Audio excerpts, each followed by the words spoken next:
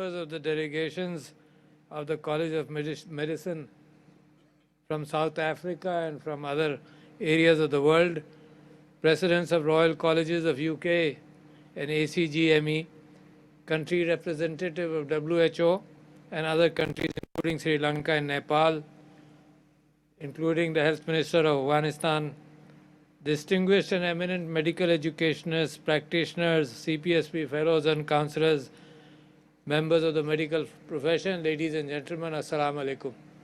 It is always a pleasure to come back and talk to in an institution where I have served in some capacity, tried to serve in some capacity, and although I am separated from actual practicing medical and dental profession these days, but of course my interest towards education has always been there. So I must congratulate the excellent work which has been done by the College of Physicians and Surgeons over the years, since 1962, as you have mentioned. And I believe, as far as excellence in education, which has been your purpose, to guide people in education for higher qualifications and then to examine them. I understand examination is not an easy job. I have lived with that. I have done a lot of examinations even here, and I understand that the world doesn't realize that how statistics can play an important role in improving the examination system, to take out bias from within, to examine what you really want to examine, and to look at areas where you can't examine. For example, the fact that how concerned is a doctor going to be as far as patients are concerned, that is something you cannot examine in a clinical surrounding, because he will be excellent while you examine and he may not be as excellent in real life. So there are so many areas where you will always have a shortfall in examining people. But anyhow, the improvements are there. That first course I took for about education was in Michigan in 1973, and I was surprised by the fact that how much I did not know, and whether there is a great role of statistics in trying to determine what I am doing. That has improved over the years. But today let me give you a story that a few weeks ago, the federal chairman of the Federal Public Service Commission came to me, and every year he presents a report to the president regarding the people who are applying for civil service, and he was telling me that the quality of education is poor generally, and the applicants who come in are not as well trained, something which I find very common in the medical brotherhood in Pakistan, where they're always complaining that the quality of basic medical education is poor. And you are the people who understand that and see that. And then I asked him, how do you examine? And he said that the way we examine, and he gave that we are very honest people. I said, I agree. I said, how do you take bias out of your examinations? He said, we are all unbiased. I said, it creeps in. Do you know that? There's a good book for those of you who are not totally committed to medical reading. There's a good book by Rolf Dobelli where he talks about more than 100 biases. And when I read that, I was surprised to see that we cannot live without biases. That's how a human mind works. It does not have a statistical technician sitting in the brain to give you. Your biases are your experiences, and how you with a little amount of data, you are able to try and make judgments in life. So therefore, I queried him that, do you have a viva? He said, we have a viva. And I said, does bias creep in? He said, no. So I took him to task, and I requested him that as you are only an examination body, you should be the tops. You should be one of the top institutions in the world, because you're only an examination body. Your expertise should be taking an examination without bias. And sometimes the bias can be like, I have been examining people for FCPS here in this institution, and then there was a time when the 3 examiners would sit down and discuss, and we ruled out that discussion also, because the 3 examiners would say, इसको ये चौथी मरतबा या तीसरी मरतबा appear हो रहा है तो इसको आप पास कर दीजिए. मतलब that should not be a condition to take somebody through because he has failed the last 3 times and he's been working very hard, and it has been 6 years since he's working on this issue. So therefore, what I am saying is that I take pride in the fact that College of Physicians and Surgeons of Pakistan is doing an excellent job, because I was a part of it, and therefore I know that you are continuously improving. Today, while I talk about the examination process, I am very concerned about the education process in Pakistan.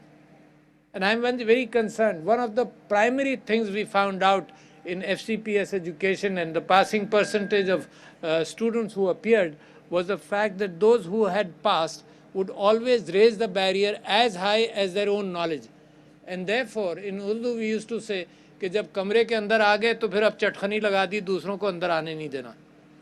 So we had to, and you have to make an extra effort that any candidate cannot be as good as you are, but at least you decide the passing level of somebody, and the people take bias out of it and establish a situation where everybody is convinced. And I am convinced of the fact that, for example, in the field in which I was taking examinations here was in orthodontics, and I am convinced that the setup even today of those people who are leading that branch, I am sure if you talk to then orthodontists throughout Pakistan, they would tell you that they conducted an excellent examination.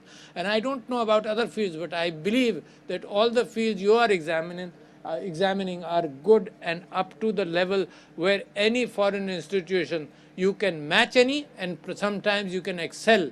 And Pakistan should be where intellect is concerned, where your own mind is concerned, where probably instrumentation is not important. For example, instrumentations become expensive, PET scans and CAT scans, etc. But where intellect is concerned, there is no reason why a Pakistani institution cannot be one of the best in the world. So therefore, ladies and gentlemen, that is the responsibility you have. That is the responsibility which is very important.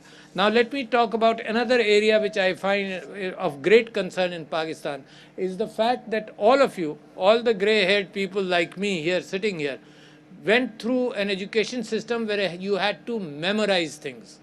You had to memorize the symptoms of diseases. You had to memorize the entire data so you could do a differential diagnosis. So that data, the result was that you had to work very hard in your memory. Today that memory is probably available in your telephone. It's available in the clouds. So the entire system of education is changing. Now, are we changing to that extent? We are not. Let me tell you, really, if any one of you feels that you are keeping pace with what is happening in the world, in the field of IT, in the field of education, in the field of knowledge, you are seriously mistaken. And those of you who would like to read up on it, I suggest a book, Deep Medicine by Eric Topol. And it opens minds and eyes. There are many authors in the world who are talking about this, that the decision makers, whether in politics or whether in medicine or any other field, they are not able to actually even comprehend what is happening outside in the world and how fast the world is changing. So ladies and gentlemen, I must exhort you to really look into this area, because I believe that knowledge is available in the crowds. My grandson who's just gone into dentistry, he tells me, Dada, why do I have to memorize everything when I on a typing of a question I get every information available? So why do I have to remember all that? So therefore, the new generation understands the concepts which we don't. So what skills you have to impart is something which you know. You've been trying to do that without this new sudden avalanche of information which is coming in. Without this avalanche, you knew that you want to be able to train doctors and physicians to be able to make an assessment of the situation from the knowledge background they have. It is still today, this is a computer in front of me, I still have to type information. But do you know that with brain implants, even Elon Musk has talked about his company Tesla implanting 4 implants in the brain, and the thought processes are being interpreted by the computer. You remember Stephen Hawking's? His selection of words by looking at words, and the computer picked it up. Today, that information, there is a very, let me put a time frame on it, maybe 10 years before the time comes around where the cyborg matching of man's mind to the database and to the computer will happen. So that means knowledge which will be accessible, and it's your decision making which is important.